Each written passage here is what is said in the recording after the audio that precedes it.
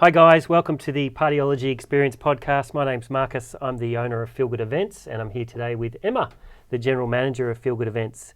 And Emma, silly enough, is getting married in about 8-9 months' time, I think.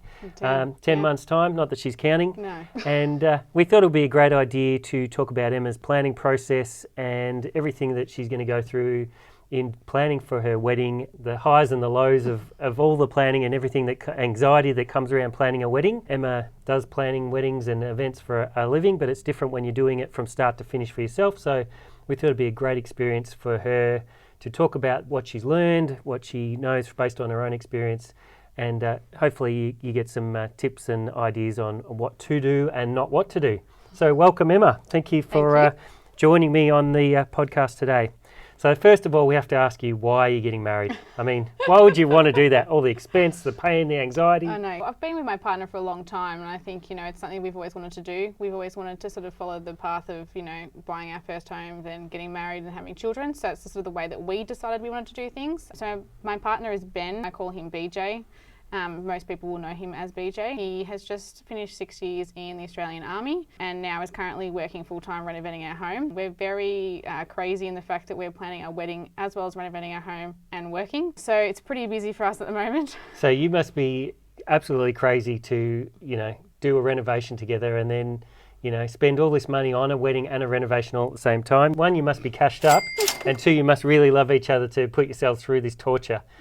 It'll be a good test to see if you're going to make it to the wedding. It's been definitely a test for our relationship. We've been through a lot of things in our long relationship, but this is a whole nother ball game. It's, making decisions on tiles and where rooms are going to be, and we have different sort of thoughts on what we want to do. So, yeah, it's definitely hard. We're definitely not loaded, I can tell you that, but we've worked it out so that we could get married and renovate at the same sort of time. So renovations will clearly happen by the end of this year, and then we'll get married next year. So it's all happening. And so how long have you been engaged for? So we've been engaged for 1.5 years. And how much planning have you done in that time? Not a huge amount, to be honest, actually. I've only sort of just started in the last couple of months. I sort of thought I'll leave it up until about a year before and then I'll start getting a bit more serious. Probably in the last sort of 2-3 weeks, I've started really getting my head around it. It's just trying to get, what I wanted to do and work out. And I sort of thought I probably should get my head into gear and start organising it. So do you think because you work in events and you do this all the time, you're a bit more relaxed about it? And you know that time frames are a lot better and potentially who you could use for supplies? Do you think you've sort of given it a bit more time because of that reason, or you've just been busy and haven't been able to fit it in? No, it's not that. I think because I feel a bit more confident in the choices I make because I already know the suppliers, I know what their work is like, I trust them 100%, and I feel like I don't need to do too much more research. I think being in the field already, you kind of understand how long the lead times are. I think some people think they're a lot longer than they need to be.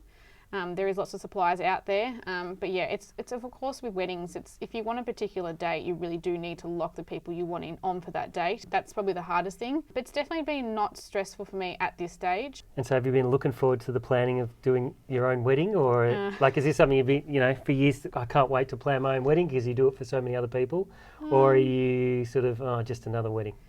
I'm not one of those girls that was like growing up at 10 or 12 and going, I just want to get married and this is what I'm going to do for my wedding. I've never been sort of like that. I guess I was sort of more sort of focusing on trying to find someone to marry first than actually plan the wedding. It's probably been the last sort of couple of years. I think I sort of waited because we've actually been together for 13 years this year. So it's been a long time in the waiting to get married. So I didn't want to get too excited and plan it before we'd even got engaged. So I think, one step at a time. Yeah.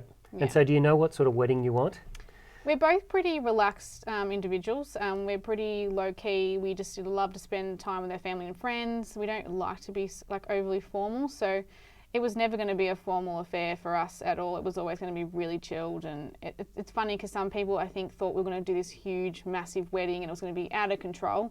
It's just not us. Like, I don't like being centre of attention. That is the worst thing for me. Like, even walking down the aisle gives me anxiety. Yeah. Like, I even think about it. I do this as a job, but I'm always behind the closed doors. I'm never in front of it. So it gives me, that's my only stress with this, is to do with walking down the aisle. Well, depending on how the renovations go, you could be going down the aisle in a coffin because your partner might have killed you by then. I could be. Who knows? So you won't have to worry. No, I won't have to worry at all. But yes, that's the only thing that I find, a bit stressful about. But we're going to be pretty low-key with this. Yeah. I think that's pretty common, isn't it? Like, so many I mean, you know, doing events and parties for so many years, I've spoken to so many brides, and they stress about being the centre of attention, and there's lots of people like that. And you know, just because you're getting married, there's going to be that element of being the centre of attention, but you can. There's ways around that, so you don't have to be in front of everyone all the time for the whole night. We've done that, yeah. And I think most of the day we probably won't be the centre of attention. It will just be for that split second of getting married in that half an hour of the ceremony, and then after that, it will just be about spending time with our family and friends and having a good time. That's really the main goal. And that's how it should be. Yeah, for sure. Okay, so and how many people have you got in your bridal party? So we've got 3. Well, actually, we've got 3 each. So I've actually got 2 little cousins that are from Sydney, and they're too old to be flower girls and too young to be bridesmaids. So we've decided to call them mini bridesmaids, which they'll absolutely love. I actually haven't asked them yet, so I need to do that soon. There'll be my 3 main bridesmaids, and then the 2 mini bridesmaids, and then the 3 groomsmen. So yeah. And so was that a hard decision to choose those people, or was it an easy choice? It was hard for me. I actually have a very big group of girlfriends from high school. There's 10 of us in a group, and I've also got other friendship groups as well. So it was a bit hard. Like, I have 3 girlfriends that I've been best friends forever, and they're the ones that I've loved forever, and they get along with them the most and that sort of thing. And it sort of was quite easy to pick those 3.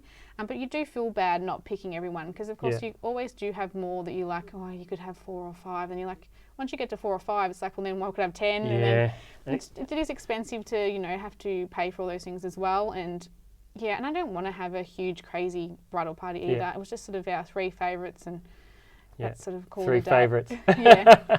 And it's true though, like you always do, it is what it is, and it is a hard situation, but I think the people that haven't been chosen understand, and it is what it is. I guess another way around that is you can, some of those other people that you maybe were on the cusp of, should I or shouldn't I, maybe you can get them to do something. Involved in something else. Something special at your wedding that makes them feel special. Yeah. Some people, you know, they're not fussed, they're just happy to be there, but other people, you know, they might be happy to do a speech or do something else that's important and makes a contribution, I guess, to your wedding. And we probably will do that with some of my other family and that sort of thing, and getting people involved that we love. Like both of us have, you know, really good friendships and family members, so we will find spots where we can definitely have people involved as well, but just not sure on what they are at the moment. We haven't really worked that out. Thinking about your overall wedding, you know, you're in the early stages now. You've been thinking about it, I'm sure, for a little bit of time.